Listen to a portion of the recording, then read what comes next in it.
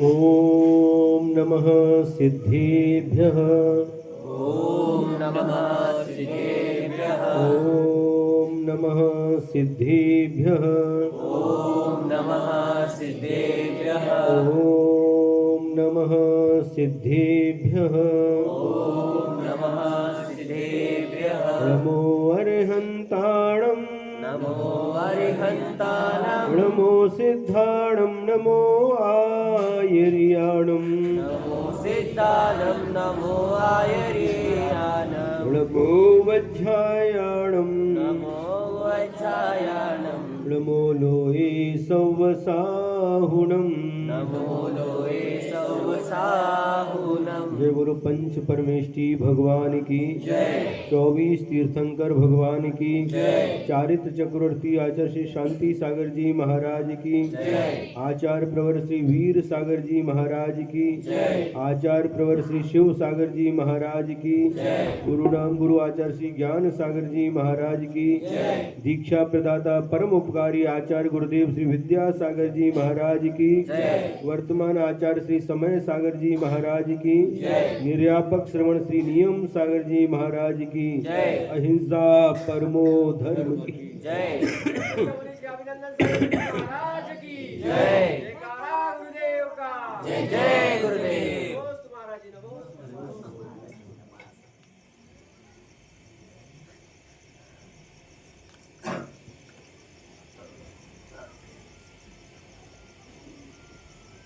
सुनने का सौभाग्य मात्र पंचेंद्रिय जीव को प्राप्त होता है और सुन करके समझने का सौभाग्य जो संघी मन सहित होते हैं उनको ही प्राप्त होता है। एक इंद्रिय जीव होते हैं, उनके पास मात्र स्पर्शन इंद्रिय होती है जो छू करके ज्ञान प्राप्त कर सकते हैं।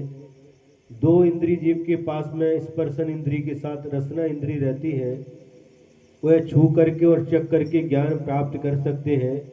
उनके पास आंख नहीं होती, नाक नहीं होती और कान भी नहीं होते। ऐसे दो इंद्रिय जीव कौन कौन से हैं? जो अड़ी है,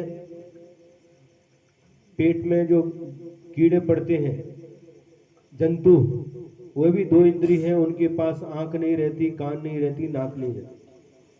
तीन इंद्रिय जीव के पास में एक घ्राण इंद्रिय बढ़ जाती है।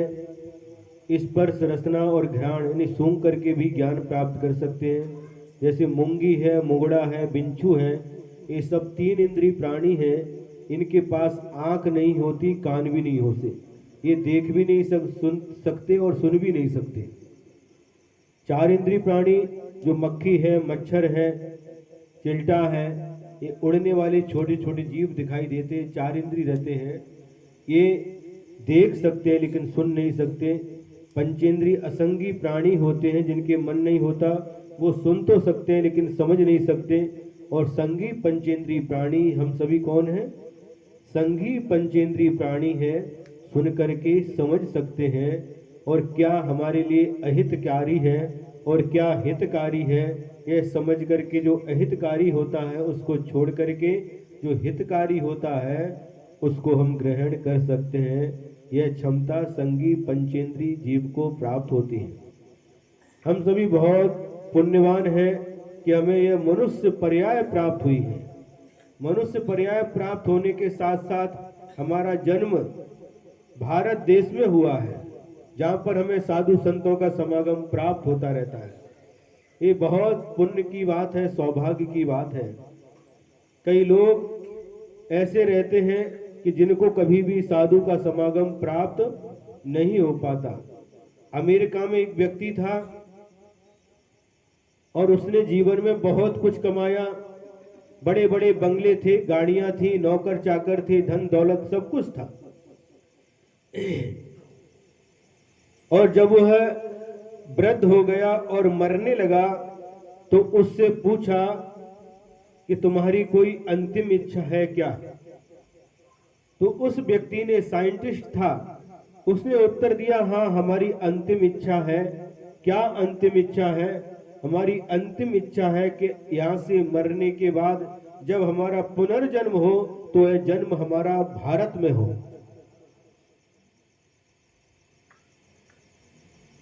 तो उनसे पूछा गया कि आपने ये कौन सी अंतिम इच्छा रखी, इसमें क्या रहस्य है? तो साइंटिस्ट ने कहा कि मैंने जीवन में सब कुछ कमाया है, धन दौलत की कोई कमी नहीं है, गाड़ी है, बंगला है, नौकर चाकर है, बच्चे हैं, बीवी, सब कुछ है, लेकिन मेरे जीवन में एक कमी हमेशा खटकती रही और वह कमी थी कि मेरे जीवन में सब कुछ होते हुए भी मेरे जीवन में मेरे कोई गुरु नहीं है। और भारत में गुरु होते हैं, संत होते हैं, इसलिए मैंने एक भावना रखी है, अंतिम इच्छा रखी है कि जब अगला जन्म हो तो भारत में हो, जहां पर हमें एक गुरु, एक संत का समागम प्राप्त हो,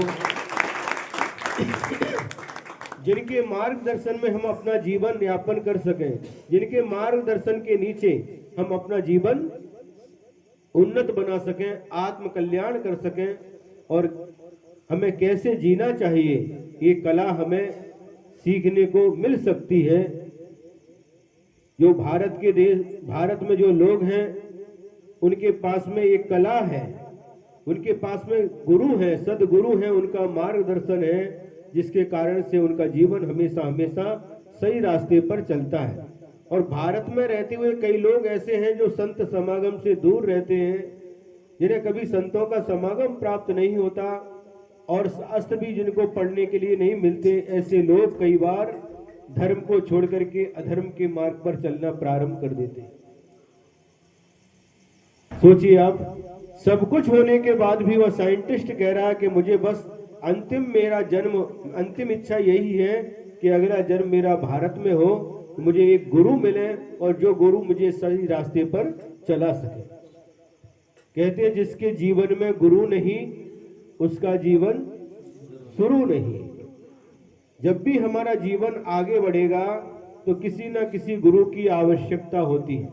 प्रत्येक क्षेत्र में, चाहे जो भी बच्चे पढ़ते हैं, स्टूडेंट हैं, उनके लिए भी लाइफ में गुरु की आवश्यकता होती है।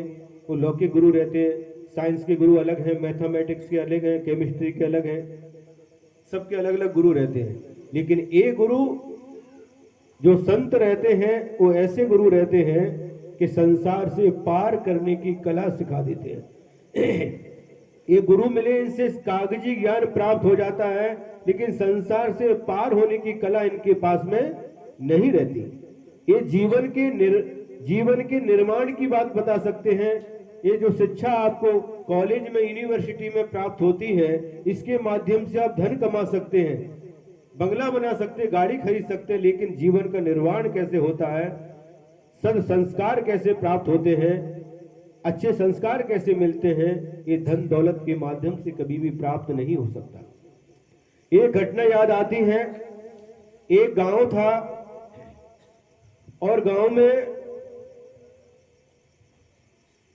एक नदी थी और नदी के उस तरफ दूसरा गांव था। समझ में आ रहा ना? और उस नदी को पार करने के लिए कोई नदी के ऊपर ब्रिज नहीं था, पुल नहीं था, लोग नाव में बैठ करके नदी पार करते थे। इस गांव से उस गांव जाने के लिए नदी में बैठ करके जाते थे और उस गांव के लोग भी जब इधर आते थे तो नदी में बैठ करके ही आते थे। एक दिन की बात है, 4-5 युवक जो पढ़े लिखे थे, अपने आप को पढ़ा लिखा समझते थे और उनको नदी पार करनी थी और नदी के किनारे पर पहुंच गए। नाव वाले से पूछा कि हमको उस किनारे पर जाना है, कितना पैसा लोगे? जो भी पैसा था उन्होंने बता दिया और वो 5 युवक उस नाव में सवार हो गए। वह नाव चलाने वाला नाविक नाव को आगे बढ़ाने लगा और आगे बढ़ाने लगा। जब नाव लगभग बीच नदी में पहुंच गई, लगभग पूरी बीच में नहीं पहुंची थी, और उन बच्चों को, जो 4-5 युवक थे, उनके मन में कुतूहल उत्पन्न हुआ और एक युवक ने उस नाविक से पूछा, क्या तुमने कभी इंग्लिश पढ़ी है कि भैया हमको इंग्लिश कुछ नहीं आती। सुन रहे हैं? हमको इंग्लिश कुछ नहीं आती। तो युवक बोला, अभिमान में भरे हुए थे युवक, वो युवक बोला तुमको इंग्लिश नहीं आती तो तुम्हारी 20% जिंदगी पानी में चली गई। नाव थोड़ी और आगे बढ़ती है। एक दूसरा युवक पूछता है नाविक से, क्या तुमने साइंस पढ़ी है? जिन्हें भैया साइंस वाइंस मुझको कुछ नहीं आती। तो तुम्हारी 40% जिंदगी पानी में चली गई। थोड़ी देर के बाद वो तीसरा युवक पूछता है, क्या तुमको मैथमेटिक्स आता है? कि भैया मैथमेटिक्स वैसे कुछ भी नहीं आता मेरे को। तो तुम्हारी 60% जिंदगी पानी में चली गई।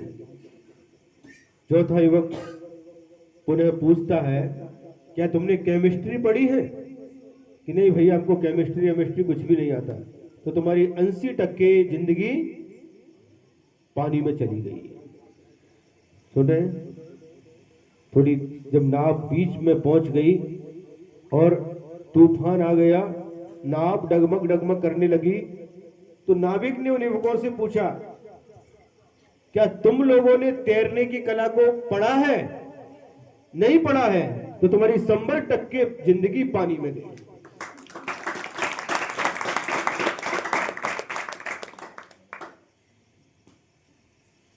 मुझे साइंस नहीं आती, मैथमेटिक्स नहीं आता, इंग्लिश नहीं आती, केमिस्ट्री नहीं आती, लेकिन मुझे तैरना आता है। मैं तो तैर करके नदी पार कर जाऊंगा, लेकिन तुम्हारा क्या होगा? सुन रहे? बात समझ में आ रही है? हाँ। तो ये जो कला, जो शिक्षण प्राप्त होता है पैसे के लिए होता है, जीवन निर्माण के लिए नहीं होता, जीवन निर्वाह का साधन है। लेकिन जो कला गुरुओं के माध्यम से प्राप्त होती है वह हमें संसार समुद्र से पार करने के लिए कारण बन जाती है। वह पैर पकड़ने लगा कौन? जो चारों युवक अभिमान में चूर थे। वह समझते थे कि मैं ही पढ़ा लिखा हूं, मेरे सामने कोई कुछ भी नहीं है। एक प्राणी होता है जिसे ऊंट कहते हैं। क्या बोलते हैं? ऊंट। मराठी में क्या बोलते हैं? ऊंट। हाँ, कैमिल बोलते हैं इंग्लिश में। और ऊंट अपने आप को सबसे बड़ा समझता है कि मेरे जितना बड़ा कोई दुनिया में नहीं है, और इसी अभिमान में वो चूर रहता है कि मेरे से सब प्राणी छोटे हैं। और एक दिन वह चलते चलते पहाड़ की तलहटी में पहुंच जाता है, और जब गर्दन उठा करके देखता, अरे ये तो मुझसे भी बड़ा है। कौन? पहाड़। ये तो मुझसे भी बड़ा है। तो उसका अभिमान चूर हो जाता है। उसी प्रकार से जब तक हमारे सामने हमसे कोई बड़ा नहीं दिखता तो हमें अभिमान में डूबे रहते हैं, और जैसे ही हमको कोई बड़ा दिखता तो हमारा अभिमान समाप्त हो जाता है। 10th क्लास का बच्चा स्टूडेंट है तो 8वीं वाले के सामने, 7वीं वाले के सामने अभिमान करेगा, लेकिन जैसे ही 12th का विद्यार्थी सामने आएगा तो जब भी अभिमान उत्पन्न होता है तो अपने से नीचे वाले को देख करके अभिमान उत्पन्न होता है। सुनेंगे? जब भी घमंड आता है, गर्व उत्पन्न होता है, तो अपने से नीचे वाले को देखकर ही गर्व उत्पन्न होता है। और अभिमान को यदि दूर करना है तो हमेशा अपने से ऊपर वाले को देखो।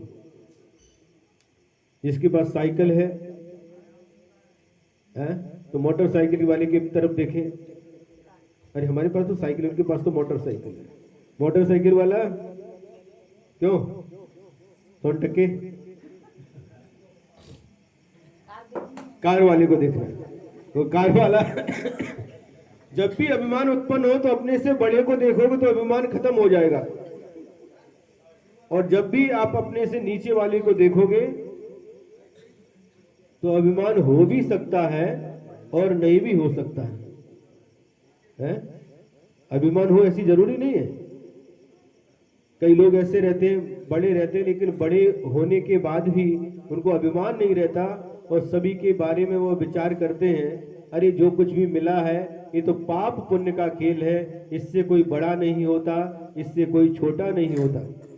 आज है कल रहेगा कि नहीं रहेगा कोई भी पता नहीं है। इसलिए कभी भी अभिमान नहीं करना चाहिए। पाप मूल अभिमान, ऐसा कहा गया है। पाप का यदि कोई मूल है तो अभिमान है। कभी भी घमंड नहीं करना, अभिमान नहीं करना। और जब वह नाव डगमगाने लगी और नाविक ने कह दिया कि हम तो तैर करके, हमको कुछ नहीं आता, लेकिन तैरना आता है, हम तो नदी पार कर लेंगे, अपनी जिंदगी बचा लेंगे, लेकिन तुम लोगों का क्या होगा, तुम्हारी 100% जिंदगी पानी में चली जाएगी। वो घबरा गए, रोने लगे, उस नाविक के पैर पकड़ लिए कि किसी भी तरह मुझे बचाओ बचाओ बचाओ। नाविक भी दयालु था और उसने अपनी कुशलता के साथ उन सभी को बचा लिया और जिस किसी तरह से उनको तैर करके उन चारों के चारों पांचों युवकों को बचा लिया। फिर बाद में उसके किनारे आने के बाद उनके पैर पड़े कि वास्तव में सही ज्ञान तो तुम्हारे पास में है कि तुम स्वयं भी बच करके पार हो गए और हम लोगों को भी बचा लिया। वास्तव में सच्चा ज्ञान तुम्हारे पास है। तो आजकल का जो शिक्षण है बहुत सारी डिग्रियां प्राप्त कर लेते हैं, BTech, MTech, BCA, MCA, BSc, MSc, engineering, बहुत सारी डिग्रियां प्राप्त कर लेते, सीए बन जाते हैं, कलेक्टर बन जाते, बहुत कुछ डिग्रियां प्राप्त कर लेते हैं, लेकिन इन कोरी डिग्रियों से कुछ होने वाला नहीं है। जो संस्कार हमें प्राप्त होते हैं, जिन संस्कार के द्वारा हमारा जीवन उन्नत बनता है, जिन संस्कारों के कारण से हमारा जीवन विकास को प्राप्त होता है, ऐसे संस्कार कहाँ प्राप्त होते हैं? संतों के चरणों में प्राप्त होते हैं। ऐसे संस्कार संतों के चरणों में मिलते, संतों के समागम करने से प्राप्त होते हैं, सज्जनों की संगति करने से प्राप्त होते हैं। गुरुजी ने एक प्रतिभा स्थली की स्थापना की है। जो हमारी छोटी छोटी बालिकाएं रहती हैं उनको अच्छे संस्कार मिले, क्योंकि कन्या जो होती है उभय कुल वर्धिनी होती है। जिस कुल में माता पिता के यहाँ जन्म मिला, एक कुल वह होता है, और जिसमें शादी होकर के जाती दूसरा कुल वह कहलाता है। तो दोनों कुलों का नाम रोशन करने वाली होती है ऐसी कन्याएं। जहां पर जाती हैं वहां पर भी, और जहां से जाती हैं वहां पर भी इन दोनों कुलों के नाम को रोशन करती हैं। और ऐसी कन्याओं के लिए गुरुजी ने बहुत विचार करके एक प्रतिभा स्थली की स्थापना की है। आज 5-6 शाखाएं उसकी चल रही हैं। मूल सबसे पहले जबलपुर में प्रारंभ हुई, एक उसके बाद में आगे पीछे रामटेक में है, डोंगरगढ़ में है, इंदौर में है, ललितपुर में है। इस प्रकार से इन कन्याओं के लिए संस्कार मिले। वहां पर मात्र शिक्षा प्राप्त नहीं होती, मात्र जीवन निर्वाह की बात नहीं बताई जाती, किंतु जीवन का निर्माण कैसे किया जाता है, कैसे कैसे संस्कार हमारे जीवन में हमारे जीवन को उन्नत बनाते हैं, ये सारी शिक्षा वहां पर प्राप्त होती है। क्योंकि समय अधिक हो चुका है, आपको समय दिया था 6 बजे का और आप लोग आए 7:30 बजे। क्यों? शायद आप लोगों की घड़ी 1 घंटे पीछे चलती है। बहुत कुछ सुन सकते थे, लेकिन समय कम है। आगे आरती भजन वगैरह भी है। आज आप लोगों ने विधान किया है, बहुत अच्छा है। कितने बज गए भैया? हाँ, समय का अभाव होने के कारण से यहीं पर अपनी वाणी को विराम देते हैं। सारांश क्या निकला? कभी भी हमें अभिमान नहीं करना चाहिए, और वास्तव में शिक्षा वही सच्ची शिक्षा है जो हमारे जीवन को संस्कारित करे, हमारे जीवन को उन्नत बनाए। ये बोलो महावीर भगवान की, परम पूज्य आचार्य गुरुदेव श्री विद्यासागर जी महाराज की, पूज्य मुनि श्री अभिनंदन सागर जी महाराज की जय। जयकारा गुरुदेव का। जय जय गुरुदेव।